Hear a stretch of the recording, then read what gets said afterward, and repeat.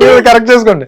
నాగబాబు గారితో నేను కాదు, నాలో ఒక 3-4 ఉంటాం, ఆయనతో ఎప్పుడూ ఉంటాం. ఈజ్ లైక్ ఒక అద్భుతమైన పాజిటివ్ వైబ్ ఉన్న క్యారెక్టర్ ఉన్న వ్యక్తి. చాలా మందికి నాగబాబు గారు మెగా బ్రదర్ గానే తెలుసు.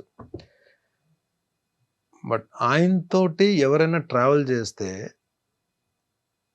ఆయన నా మనిషి అని ఓన్ చేసుకుంటారు. మా నాగబాబు గారు నాగబాబు గారిని ఎవరైనా అంటే పగిలిపోద్ది ఒక్కొక్కటిగా అన్న దీంట్లో ఉంటారు, అన్న మైండ్ సెట్తో ఉంటారు. ఏమో నేనైతే ఆ మైండ్ సెట్తో ఉంటాను. నాగబాబు గారిని ఎవరేమన్నా సరే నాకు ముందు నశాలానికి ఎక్కేస్తుంది నాకు. బికాజ్ చాలామంది ఏమి ఇస్తారండి, మహా అయితే అన్నదానం చేస్తారు, లేదంటే వస్త్రదానం చేస్తారు, లేదంటే డబ్బులు సాయం చేస్తారు. హెల్త్ దానం చేసే వాళ్ళు ఎవరైనా చూసారు మీరు? ఫ్రెండ్స్లో ఎలా ఉంటారు? ఈవినింగ్ 5:30కి మరి అక్కడికి వస్తే పదా అని చెప్పి అంటారు కదా, అవి ఉండు. మార్నింగ్ 6కి కాల్ వస్తుంది, ఏ టైం జిమ్కి వస్తున్నాం అని చెప్పి. మేము ఎవ్వరం కూడా పాకెట్ నుంచి ₹1 కూడా తీయనివ్వరు జిమ్కి కట్టడానికి. ఇయర్లీకి సరిపడే ఫీజు అపోలోలో ఆయనే కట్టేస్తారు, మా జిమ్ ఫీజు అంతా. నాకు ఒక్కడికే కాదు, ఆయన చుట్టూ ఉన్న బ్యాచ్ అందరికీ. మమ్మల్ని మేము ఎంతో కూడా సంపాదించుకుంటున్నాం కదా, మేము కట్టగలం కదా, మా జిమ్ ఫీజు మేము కట్టగలం కదా. ఆయనది ఒక సరదా.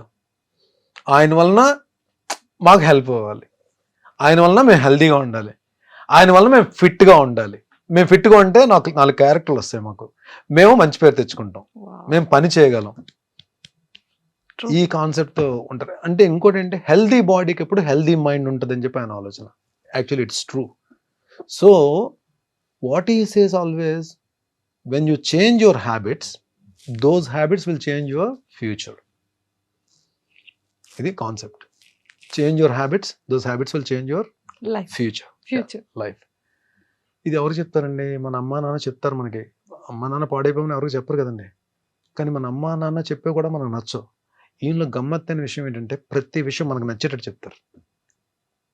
మన మదర్ ఫాదర్ కూడా అంత పేషెంట్గా చెప్తారో చెప్పరో తెలియదు, అంత పేషెంట్గా చెప్తారు. ఆయన చదవని బుక్స్ ఉండవు, ఆయన గెయిన్ చేయాలని నాలెడ్జ్ ఉండదు. ఎన్ని బుక్స్ చదువుతారు. ఈవెన్ వాళ్ళ తమ్ముడు పవర్ స్టార్ డిప్యూటీ సీఎం గారు కూడా చాలా బుక్స్ చదువుతారు. ఆయన చాలా సందర్భాలు చెప్పారు, మా అన్న నాకు ఈ బుక్స్ ఇచ్చారు చదవమని చెప్పి. ఈయన దగ్గర బుక్స్ కలెక్షన్, మంచి బుక్ అని చదివి. నాకు ఒక బుక్ ఇచ్చారండి, నాకు చాలా బుక్స్ ఇచ్చారు ఆయన గిఫ్ట్స్ కింద. అటామిక్ హ్యాబిట్స్ అని ఒక బుక్ ఇచ్చారు. మంచి బుక్, అది మీరు వినే ఉంటారు, అటామిక్ హ్యాబిట్స్ అని book.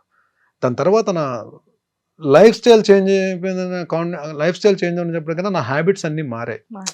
I start drinking, I start smoking, ఈ పార్టీయింగ్ అన్నది తగ్గిపోయాను. నేను ఫ్రెండ్స్ని కలుస్తాను, వెళ్తాను. కానీ అప్పుడు లైఫ్ ఎలా ఉంది, ఇప్పుడు లైఫ్ ఎలా ఉంది నాగబాబు సార్ పరిచయం అయ్యాక? అండ్ ఈ ఆరోగ్యాన్ని దానం చేసిన తర్వాత, ఈ బుక్స్ ఇచ్చిన తర్వాత మీ కెరియర్ ఎలా చేంజ్ అయింది అప్పటికి ఇప్పటికి? మన మీద మనకి కాన్ఫిడెన్స్ డెవలప్ అవుతుందండి, మన మీద మనకు నమ్మకం స్టార్ట్ అవుతుంది. ఇంకొకటి, ప్రాబ్లంలా చూడడం మానేస్తాం మనం. యాక్చువల్లీ ప్రాబ్లం అని మాట్లాడుకుంటేనే అది ప్రాబ్లం. అసలు ప్రాబ్లం గురించి ఆలోచించకపోతే అది ప్రాబ్లం కాదు. అది యాక్చువల్లీ దాని ఇంపాక్ట్ 20% ఉంటే మనం 100% ఆలోచిస్తాం మనం. యాక్చువల్లీ అది మహా అయితే 20% చేయగలుగుతాము. బట్ సొల్యూషన్ లేని ప్రాబ్లం అంటూ ఉండదు. ప్రతి ప్రాబ్లంకి సొల్యూషన్ ఉంటుంది, కానీ దాన్ని మనం ఎక్కువ ఆలోచించేస్తాం. ఎప్పుడైతే మీరు ఈ ఫిట్నెస్ జోన్లోకి వచ్చారో, మీరు హెల్త్ దీంట్లోకి వచ్చారో, మీ బాడీయే కాదండి, మీ మైండ్ కూడా హెల్తీగా ఆలోచించడం స్టార్ట్ చేస్తుంది.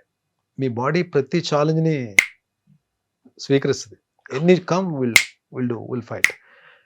మళ్ళీ మనం ఏదైనా ఒక్క వెనకడింది, రే ఎరా నువ్వు ఆరోగ్యంగానే ఉన్నా కదా, అది తీసుకో వెళ్ళు, ఏం పర్లేదు అని మనకి ఎక్కడ body mind connection, body muscle connection, mind muscle connection, ఇవన్నీ స్టార్ట్ అవుతాయి.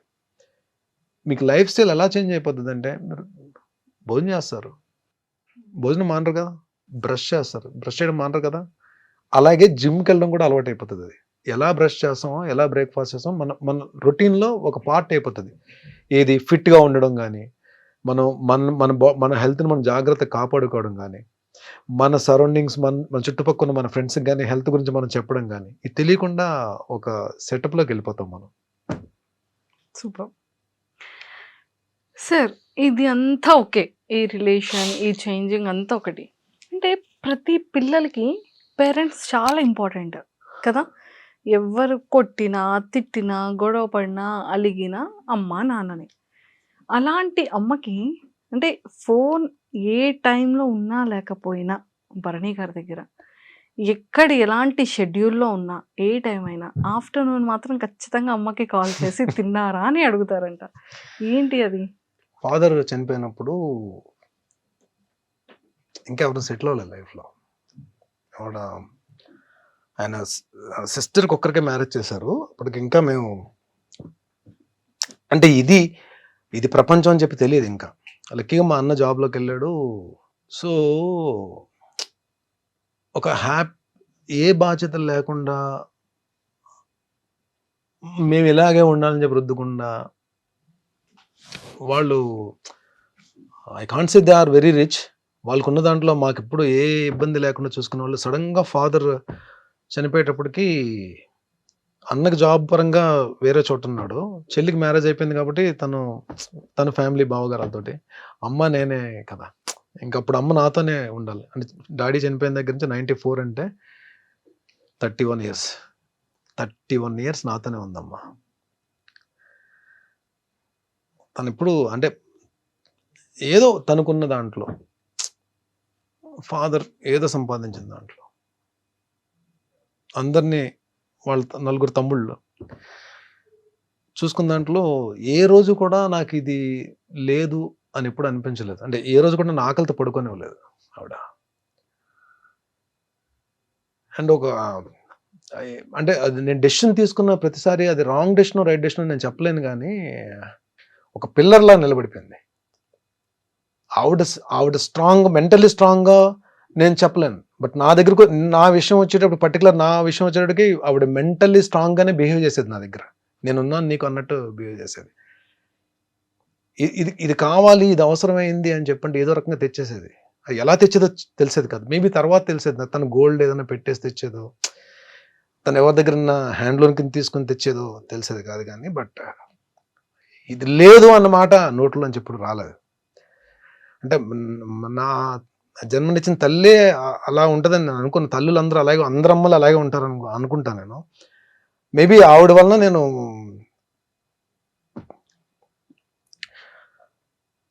I respect. అందుకే నా లేడీస్ అంటే నాకు చాలా respect. That is the reason maybe my mother. Sorry నాకు she is a great women. చాలా మంచి అమ్మ. అదే నా అమ్మలందరూ మంచోళ్ళండి. నాకు ఇంకా ఎక్కువ మంచి అమ్మ దొరికింది నాకు. ఒక చిన్న భరణి సార్ని చూసాం ఇప్పుడు. సారీ మంజుష గారు, కొంచెం నేను కంట్రోల్ చేసుకుందాం అనుకున్నా, కంట్రోల్ అవ్వలేదు. కానీ సెట్ లో ఉన్న వాళ్ళందరికీ కరెంట్ వాటర్ వచ్చింది. మీ కళ్ళ నీళ్ళు వచ్చి ఇంకా అది ఇంకా వచ్చింది. అమ్మ కదా అమ్మ. సో వాళ్ళ తర్వాతే ఏ ప్రపంచం అయినా. అంతే. Super sir. సార్ ఏదో ఇందాక స్టార్టింగ్ లో చెప్పారు మమ్మీ ఏదో అన్నారు అని. ఏం సార్? ఏదండి? మీరు ఒక రియాలిటీ షోకి అడుగు వేయబోతున్నారు. నేను ఒక షోకి వెళ్తున్నానమ్మా అని చెప్పంటే క్యాజువల్గా తీసుకుంది. అవునా ఓకే అని చెప్పిన తర్వాత ఏ షోకి వెళ్తున్నానో చెప్పాను నేను. అని చెప్పంటే సరే ఓకేనన్నా అని చెప్పాను. ఎప్పుడు వెళ్తున్నావు అని చెప్పంటే ఇలాగా వెళ్తే మోస్ట్లీ 5th or 6th వెళ్ళొచ్చమ్మా అని చెప్పాను. ఎందుకు నాన్న 5, 6 నాగార్జున గారికి చెప్పొచ్చు కదా, నీ బర్త్డే అయిన తర్వాత 9 దాటిన తర్వాత వెళ్ళు అని చెప్పాను. సార్ అప్పుడు ఏమనుకున్నారు మీరు? నవ్వుకున్నా అండి. పాపం ఆవిడకి ఏంటంటే నా బర్త్డే 9th కదా పాపం. అయిన తర్వాత ఆవిడేదో పాపం ఏం లేదు పాపం ఆ రోజు ఏదో పాపం నాతో పాటు నేను కూడా I spend time with her ఎక్కువ. సో ఉంటానేమో అని చెప్పి చిన్న ఆశ. ఆవిడకున్న ప్రేమ అలా పలికించింది. వెళ్ళి నాగార్జున గారు చెప్పంటుంది.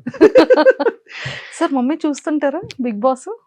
బిగ్ బాస్ చూస్తుంది, అప్పుడప్పుడు ఎపిసోడ్స్ చూస్తుంది. పాపం ఇప్పుడు డెఫినెట్ గా కూర్చొని చూస్తుంది. ఇప్పుడు నేను చేసిన ప్రతి సీరియల్ వాచ్ చేస్తుందండి. అంటే సీరియల్స్ కూడా మంచి మంచి సీరియల్స్ చూస్తుంది.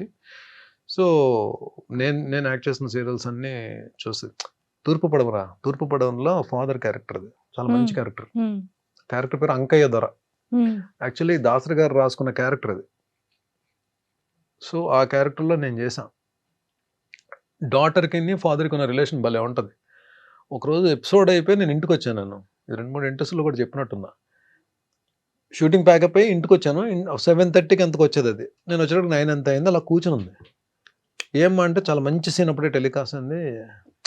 అద్భుతం రా అంకయ్య దొర అక్కడ బర్నీ కదా అంకయ్య దొర కదా అంకయ్య దొర తినేసాడు ఈరోజు.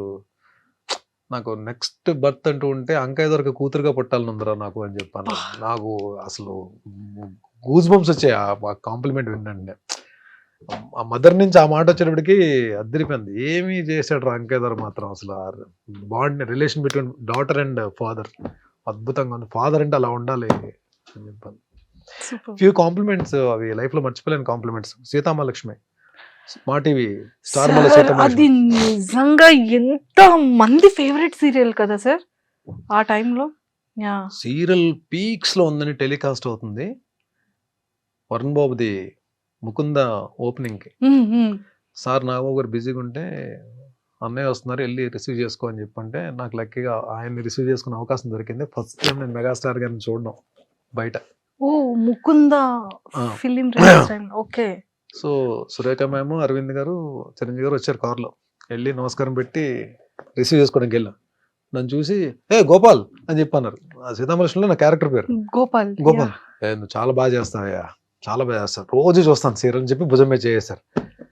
అయిపోయిందండి. ఇంకా నేను ఒక్కటే అనుకున్నాను చాలరా బాబు ఇండస్ట్రీకి వచ్చి మనం ఏం సాధించామని ఎవరైనా అడిగితే మెగాస్టార్ భుజం మీద చెయ్యేసి నా సీరియల్ క్యారెక్టర్తో నన్ను పిలిచారు రోజు నీ సీరియల్ చూస్తానని చెప్పి అన్నారు. ఇది ఒకటి చాలరా నాకు ఈ మైల్ స్టోన్ చాలు అని అనుకున్న మనసులో. అంతా హ్యాపీ అనిపించింది. ఈ రోజు కండి బయట ఎక్కడైనా నేను కనబడితే చిరంజీవి గారు నా పేరు బర్నీ అని తెలుసు బట్ హీ కాల్స్ మీ గోపాల్ గోపాల్ అని పేరుతో పిలుస్తారు. అది మామూలు మ్యాటర్ కాదు అసలు. True sir. అలానే సాయిధరమ్ తేజ్ గారితో కానీ వరుణ్ తేజ్ గారితో కానీ. సాయిధరమ్ తేజ్ నేను మీ ఇద్దరం ఒకటే జిమ్ అపోలో జిమ్. నాకు ఒక తమ్ముడు నిజంగా అంటే నాకు అన్నయ్య చెల్లి ఉన్నారు. ఒక తమ్ముడు ఉంటే ఎలా ఉంటుందో తేజ్ అలా ఉంటానండి. అసలు ఎంత అసలు ఏదో నన్ను ఎక్కువ తమ్ముడు ఒక అన్నయ్యని ఆట పెట్టిస్తే ఎలా ఉంటది అంత సరదా ఉంటుంది. అసలు అంత ఎనర్జీ అంటే నన్ను చూడగానే గుడ్ మార్నింగ్ ఆఫీసర్ అంటాడు. నేను కూడా ఆయన ఆఫీసర్ అని పిలుస్తాను. ఆ ఎనర్జీ లెవెల్స్ కానీ అసలు మనసు ఎంత మంచి ఎంత కల్మషం ఉండదు. అంటే తనకి మనుషులు అంటే చాలా అభిమానం అండి చాలా ప్రేమ. అసలు అంటే ఒక్కసారి కానీ తను క్లోజ్ అయ్యారా సాయిధరమ్ తేజ్ మనం వదులుకోలేం. అంటే ఆయన ఎక్కడున్నా సరే మనకెళ్ళి పలకరించాలనిపిస్తుంది. ఈవెన్ దో స్టార్డమ్ వచ్చేసిన హీరో కదా. ప్లస్ ఇండస్ట్రీలో అందరికీ కూడా ఒక పేరు ఉందంటే చాలా మంచి హీరో మా హీరో సాయిధరమ్ తేజ్ అని అనుకునే హీరో నిజంగా బంగారం అండి. ఒక మాటలో చెప్పాలంటే గోల్డ్ ఆయన మనసు నిజంగానే. భగవంతుడు ఆయనకి మంచి హిట్స్ ఇచ్చి మంచి కెరీర్ ఇవ్వాలి. అంటే already he built a very good career. రాబోయే సినిమాలన్నీ పెద్ద హిట్ అవ్వాలని కోరుకుంటున్నాను తేజ్వి.